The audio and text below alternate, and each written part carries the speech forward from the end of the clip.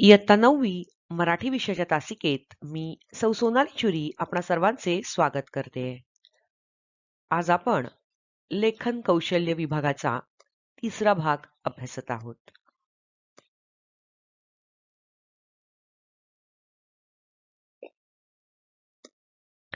निबंध लेखन.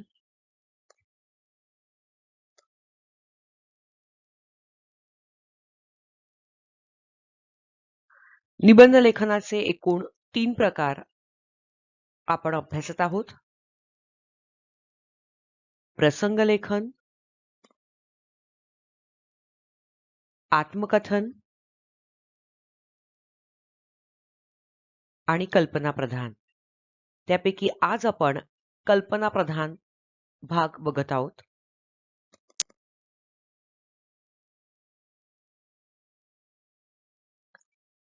कल्पना प्रधान निबंध लेखन याला कल्पना विलासात्मक निबंध असं सुद्धा म्हटलं जातं.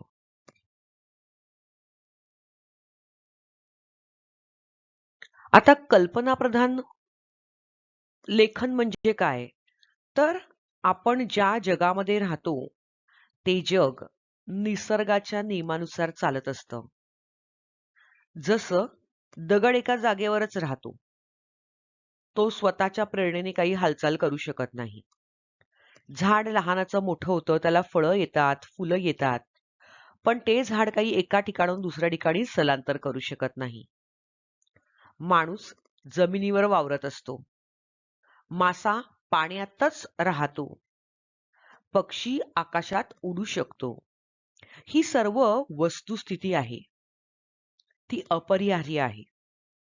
तिच्यामध्ये बदल होणं अशक्यप्राय आहे.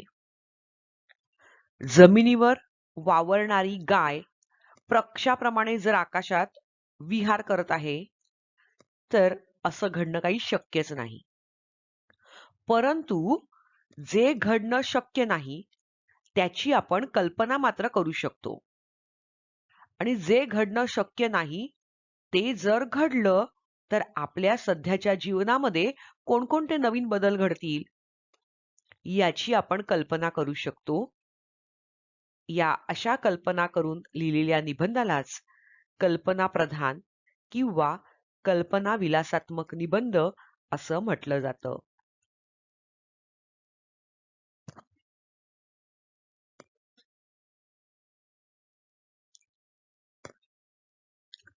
कल्पना प्रधान लेखन करताना लक्षात घ्यावयाच्या बाबी. मुलांनो, हे तुमच्या टेक्स्टबुक मध्ये दिलेलं आहे.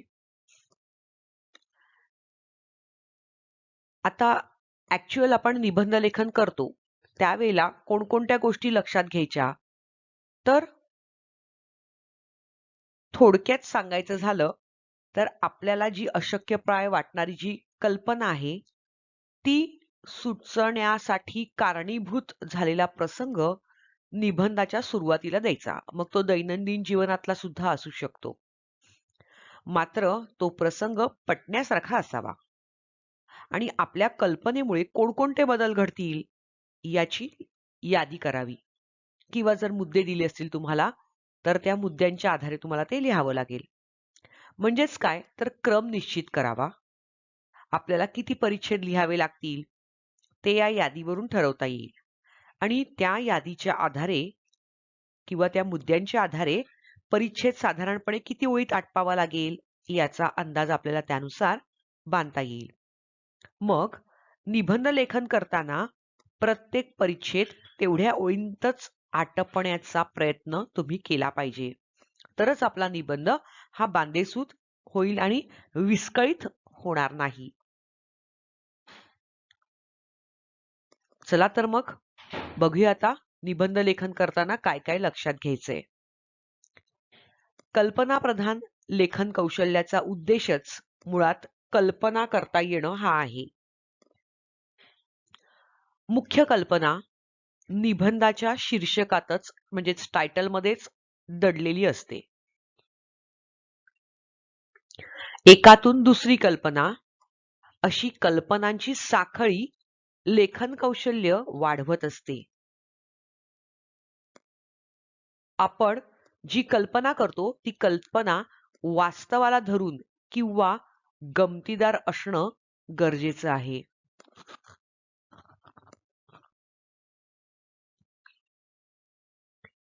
विषयासंबंधी ज्या आपल्याला कल्पना सुचतात त्या विस्तारात्मक लेखन स्वरूपात कागदावर आणल्या गेल्या पाहिजेत.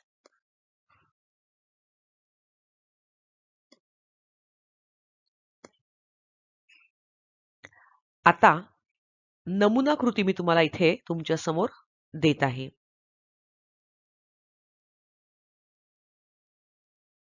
अर्थात तुमच्या पाठ्यपुस्तकामध्ये ही दिलेली आहे. भ्रमणध्वनी नसते तर, आणि त्यामध्ये मुद्दे दिलेले आहेत की भ्रमणध्वनी म्हणजेच मोबाईल नसते तर आमच्या काळातील अशक्य कल्पना, काळाची गरज, तंत्रज्ञान, सृजनशील विचार व कृतींना मारक. त्यानंतर अतिरेकी वापराचे दुष्परिणाम, भ्रमणध्वनीची उपयुक्तता काय आहे, त्यानंतर रोजच्या व्यवहारामध्ये त्याचा व्यत्यय म्हणजे त्रास कसा होतो, डिस्टर्बन्स कसा निर्माण होतो, मग संपर्कात अडचणी कशा आहेत. तर या सगळ्या मुद्द्यांचा उहापोह तुम्हाला भ्रमणध्वनी नसते तर यामध्ये करायचा आहे. तर एक नमुना कृती म्हणून मी तुम्हाला हा निबंध सांगते की कसा असला पाहिजे. तर एखादी सुरुवातीला मी तुम्हाला म्हटलं की दैनंदिन व्यवहारातली एखादी घटना इथं देणं गरजेचं आहे. मधला गाभा सुंदर असला पाहिजे, शेवटी काहीतरी परिणाम दिसला पाहिजे, जेणेकरून तुमचा निबंध खूप छान होईल.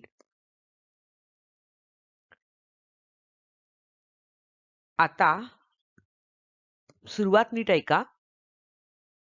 रोजच्या व्यवहारातील दैनंदिन व्यवहारातील उदाहरण म्हणजे रोजच्या जीवनामध्ये आपण जे काही अनुभवत असतो, वाचत असतो, आपल्या आजूबाजूला ज्या काही घडामोडी घडत असतात त्याच्या अनुषंगानं सुरुवात होणं की सुरुवात म्हणजेच आरंभ होणं आवश्यक आहे. काही दिवसांपूर्वी ती बातमी आठवली की अजूनही थरकाप उडतो. भ्रमणध्वनीवर ब्लू व्हेल खेळता खेळता एका शाळकरी मुलाने आत्महत्या केली. भ्रमणध्वनीवरून बदनामी करणे, घाणेरडी चित्रे पाठवणे वगैरे नीच कामं काही लोक करतातच. पण इतर अनेक दुष्परिणामही आहेत. माणसे कामे सोडून भ्रमणध्वनीतच गुरफटून जातात. किती दुरुपयोग सांगायचे. अतिरेकी लोक तर बॉम्बस्फोट घडवण्यासाठी भ्रमणध्वनींचा उपयोग करतात. असे हे भ्रमणध्वनी नसते तर किती बरे झाले असते. भ्रमणध्वनींचा त्रास संपला असता. माणूस थोडा मोकळा झाला असता. स्वतःच्या संस्कृतीचा त्याने विचार केला असता. भ्रमणध्वनींचा त्रास आहे, पण त्याचे फायदेही भरपूर आहेत. अनेकांनी व्यवसायासाठी आणि प्रचारासाठी फेसबुकचा, व्हॉट्सअपचा खूप उपयोग केला आहे.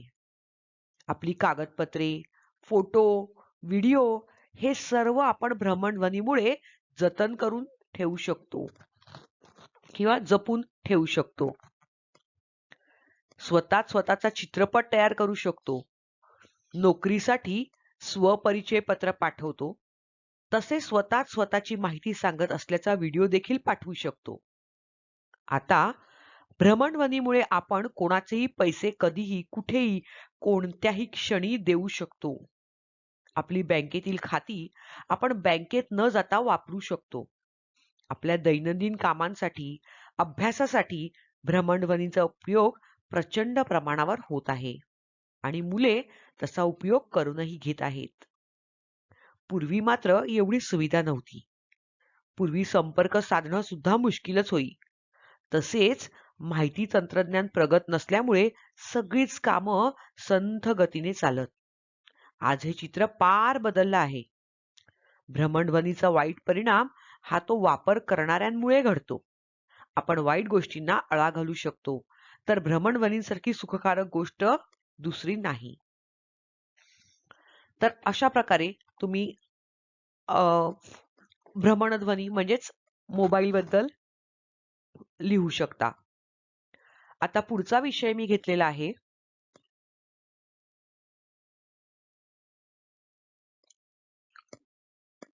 नाव इट्स युअर टाइम. हे तुमच्यासाठी आहे.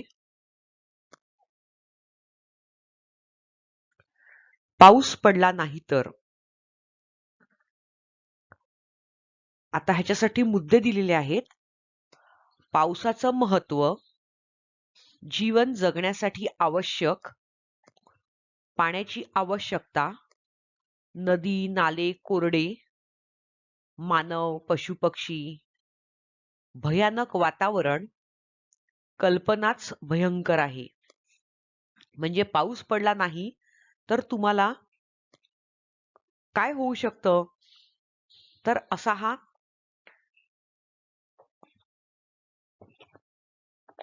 विषय तुम्हाला दिला गेला आहे.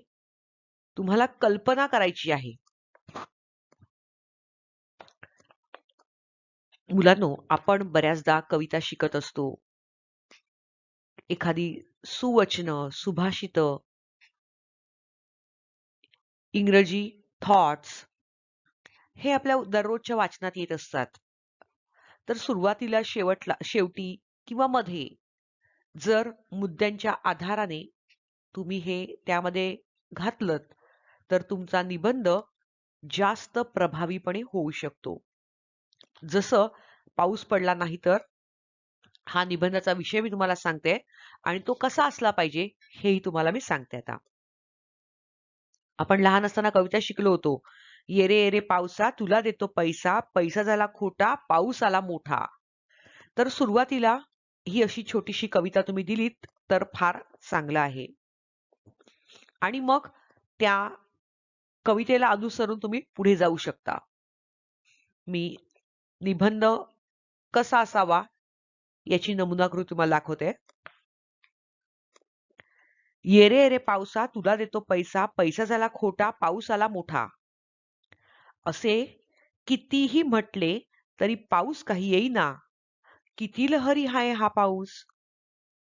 जूनची 30 तारीख सरली तरी पावसाचा पत्ताच नव्हता.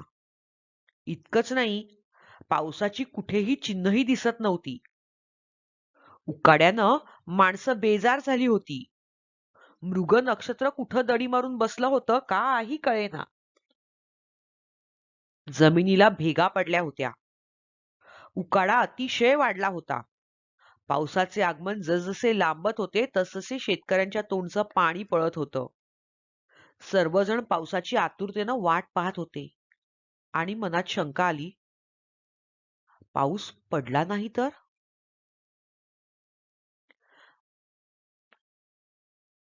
हा मनात विचार आला आणि अंगावर शहारा आला.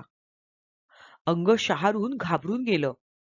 खरंच पाऊस पडला नाही तर माणसाचे किंबहुना प्राण्यांचे हाल होतील. पावसावरच मानवाचं संपूर्ण जीवन अवलंबून आहे. शेतकऱ्याला तर आत्महत्या करण्याशिवाय दुसरा पर्यायच उरणार नाही. पृथ्वीवरील सर्व सजीव सृष्टी नष्ट होईल. पाऊस पडला नाही तर नदी नाले कोरडे पडतील, विहिरी नद्या तलाव आटून जातील. पक्षी प्राण्यांना आणि मानवाला आपली तहान भागवणं अशक्य होईल. पाण्यासाठी लोक एकमेकांचा जीव देखील घेऊ लागतील. पाऊस म्हणजे मानवासाठी अमृत होय. पावसासारखं अमृत जर माणसाला मिळालं तर माणूस अमर होणार नाही, पण जोपर्यंत जिवंत आहे तोपर्यंत सुखी मात्र नक्कीच राहू शकतो. आजच्या काळात पाणी एक महत्वाचा प्रश्न आहे. तो सोडवणं सहज सोपं जरी नसलं तरी अशक्य मात्र नाही. म्हणूनच पाणी वाचवा, जीवन वाचवा असे केवळ न म्हणता त्याचं अनुकरण केलं पाहिजे. पाऊस दरवर्षी वेळेवर पडावा असं जर वाटत असेल तर प्रत्येकाने आपल्या पर्यावरणाच्या संवर्धनाला हातभार लावला पाहिजे. झाडे लावा झाडे जगवा हा मूलमंत्र मानून जीवनात वृक्षारोपणासारखं पवित्र काम केलं पाहिजे. पाऊस म्हणजे जीवन. हे जीवन सुखाचं, समृद्धीचं करण्यासाठी प्रत्येकानं झटलं पाहिजे. कारण पाऊस पडला नाही तर सर्व सृष्टीचाच नाश होईल. म्हणूनच मनापासून वाटतं की पाऊस हा दरवर्षी पडलाच पाहिजे. कारण हा पाऊस आला तर आपण आनंदाने म्हणतो, आला आला वारा संगे पावसाच्या धारा, पाठवणी करासया निघाल्या ससुरा. तर अशा प्रकारे तुम्ही सुरुवातीला, शेवटी आपण ऐकलेली कविता, आपण शिकलेल्या किंवा अभ्यासलेल्या कविता, लहान मुलांच्या कविता यांचा वापर इथे करू शकतो. आणि मग जसं मी सुरुवातीला म्हटलं की ये रे ये रे पावसा, पाऊस आला मोठा, आणि इतकं गाणं म्हणून सुद्धा काही पाऊस आला नाही.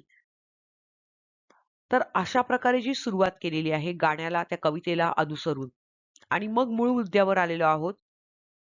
जे दिलेले मुद्दे होते, जीवन जगण्यासाठी पाऊस कसा आवश्यक होता, पाण्याची आवश्यकता कोणाकोणाला आहे, मग नदी नाले कोरडे पडले तर, मानव पशु पक्षी ह्या सगळ्यांना ह्या प्रसंगाला सामोरं जावं लागणार आहे. त्यानंतरची परिस्थिती अतिशय भयानक आहे आणि ही कल्पनाच शेवटी कशी भयंकर आहे हे सांगून इथे हा निबंध संपवला होता. आता पुढचा विषय पाहूया आपण. शाळा बंद झाल्या तर. मुलांनो, तुम्ही हा अनुभव घेतच आहात.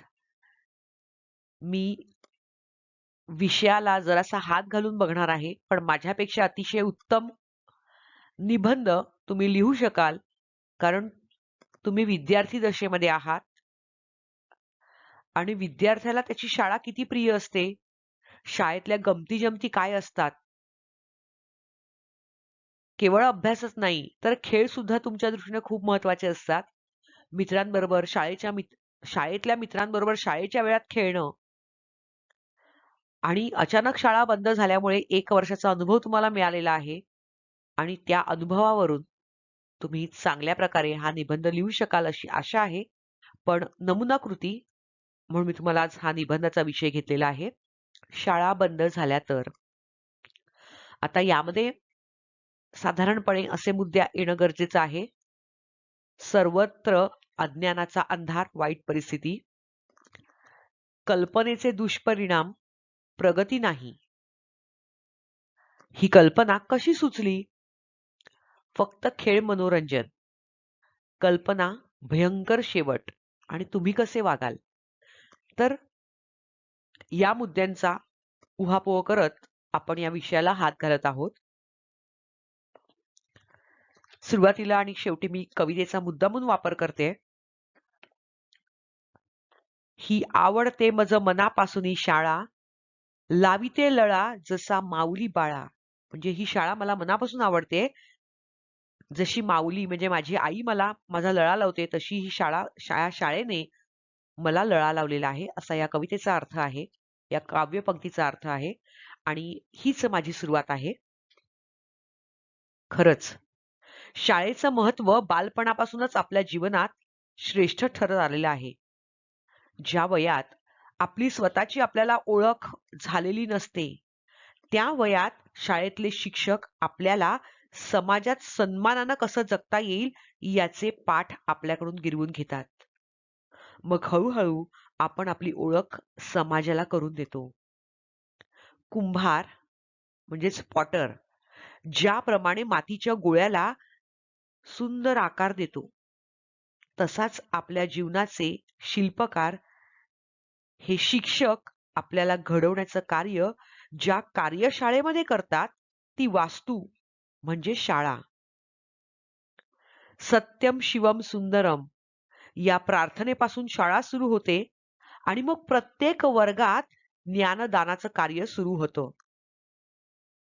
कधी भाषा, कधी विज्ञान, कधी गणित, ह्या सर्वच विषयांची गोडी विद्यार्थ्यांना वर्गात लावण्याचा कसोशीने प्रयत्न केला जातो. या प्रक्रियेत विद्यार्थी आपोआपच घडत जातो. वेगवेगळ्या आर्थिक स्तरातले विविध भाषी विद्यार्थी जेव्हा शाळेच्या ठराविक गणवेशात वर्गात बसतात, शिकतात, तेव्हाच त्यांच्याकडे एक सलोख्याचं नातं तयार होतं. गणवेश म्हणजेच युनिफॉर्म या साऱ्यांना एका समान पातळीवर आणतो. या गणवेशाने सर्व भेद मनाच्या बाहेर पडतात व मैत्रीचं नवं एक नातं, ऋणानुबंध जुळले जातात.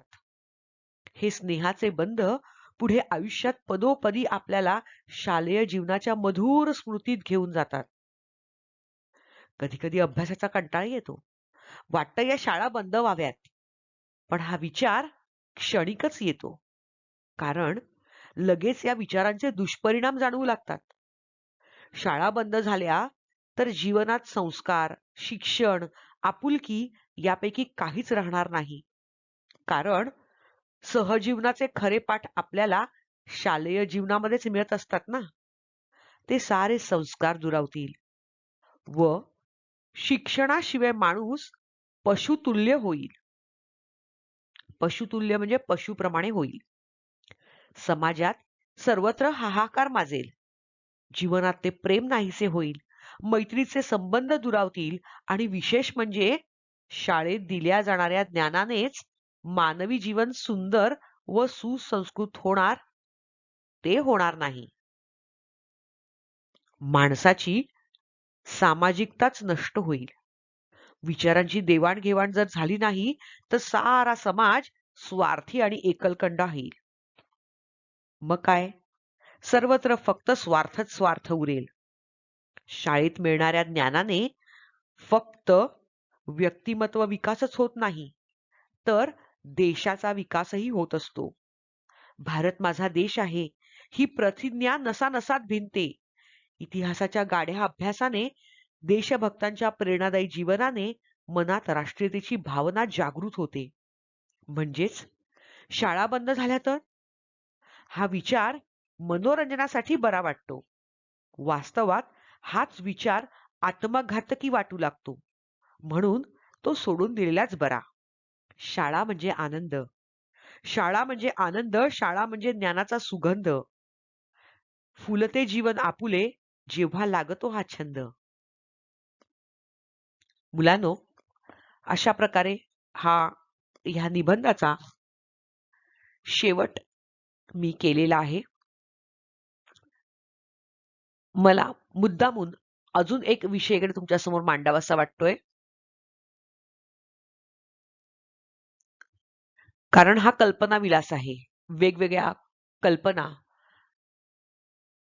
इथे तुम्ही देऊ शकता. पुढचा विषय आहे, सूर्य मावळलाच नाही तर. आता हा निबंधाचा विषय लेखन करताना काही मुद्द्यांचा उहापोह इथे करणं गरजेचं आहे. जसं ही कल्पना तुम्हाला कशी सुचली? सूर्य मावळलाच नाही तर हे कालचक्र जे आहे, रात्र, दिवस, मध्यान्ह, हे सगळं कालचक्र थांबणार आहे. आणि मग त्याचा दुष्परिणाम काय होणार आहे? परिणाम काय होणार आहे? मग अशा वेळेला तुम्ही काय कराल? ही कल्पना योग्य आहे की अयोग्य आहे? ह्या सगळ्या मुद्द्यांना अनुसरून तुम्हाला निबंधाला हात घालायचा आहे.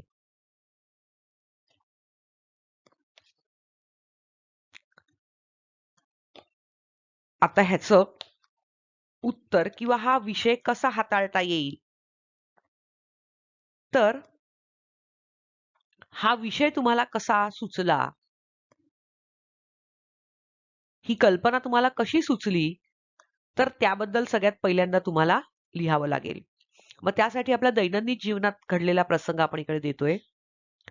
भारत आणि पाकिस्तानचा ऐन रंगात आलेला क्रिकेटचा अटीतटीचा सामना अपुऱ्या सूर्यप्रकाशामुळे थांबवावा लागला.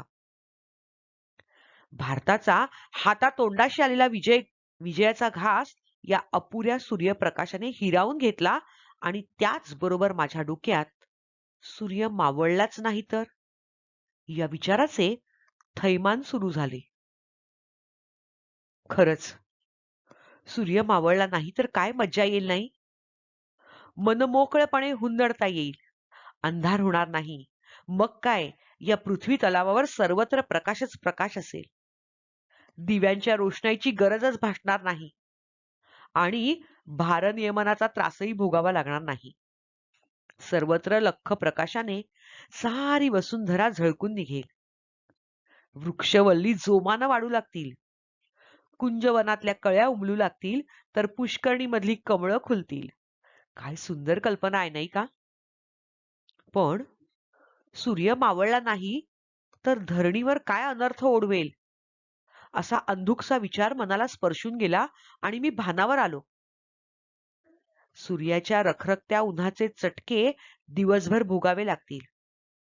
रात्र व दिवस हे गतिमान चक्र पार थंडावून जाईल.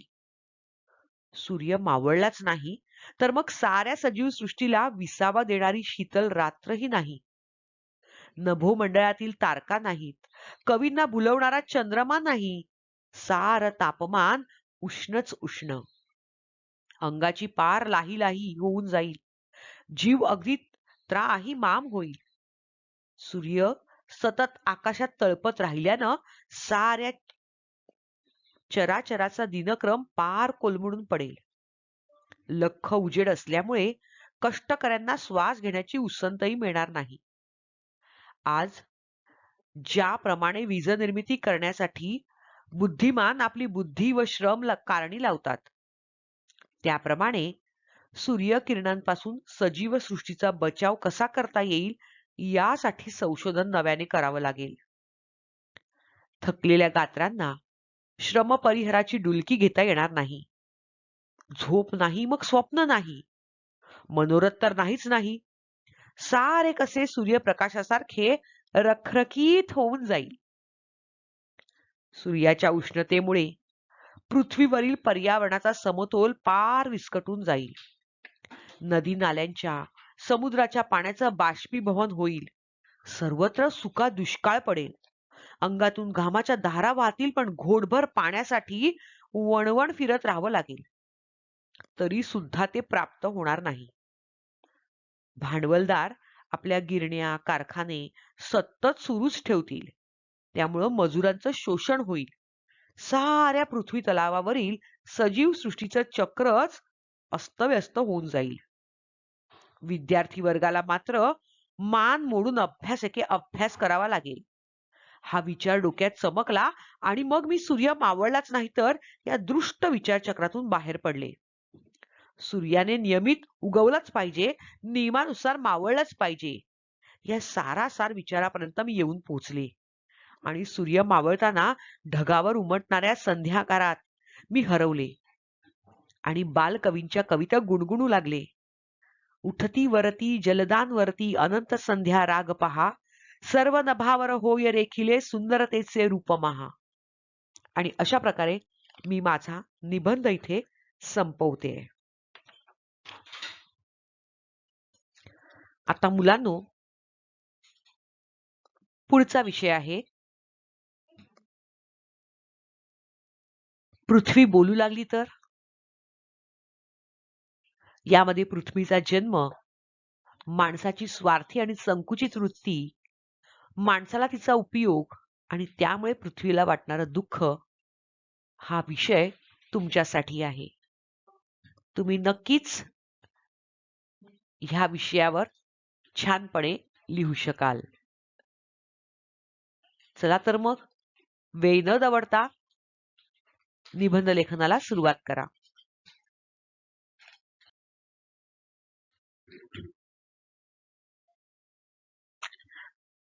Thank you.